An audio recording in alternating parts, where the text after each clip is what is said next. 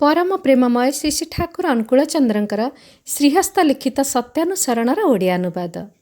तुमे जेपरी प्रकृत हेब प्रकृति तुमको सेहीपरि उपाधि निश्चय देबे एवं निज भितरे सेहीपरि अधिकार मध्य देबे। यह नित्य प्रत्यक्ष करुछ, तेबे आउ चाहिब कौन? प्राणपणे प्रकृत हेबाकु चेष्टा कर। पढ़ी पास न कले कौन यूनिवर्सिटी काहाकु उपाधि देइथाए? भूलरे भी निजको प्रचार करने जाओ नहीं बा निजको प्रचार करने काहाकु अनुरोध कर नहीं, ताहेले समस्ते तुमको घृणा करिवे आउ तुम ठारु दूरेई जिवे। तुमे जदि कौनसी सत्य जानी थाओ आउ ताहा जदि मंगलप्रद बोली जान, प्राणपणे ताहारी विषय कुह एवं समस्तंकु जानिबाकु अनुरोध कर। बुझिपारिले समस्ते तुमर कथा शुणिबे एवं तुमर अनुसरण करिवे।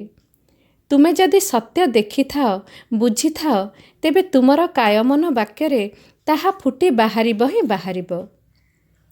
तुमे सेथिरे हजि न जिबा पर्यंत केबे हेले स्थिर रही पारिब नाही। सूर्यंकु कण अंधकार ढांकी रखिपारे? शांति शांति शांति। जय गुरु।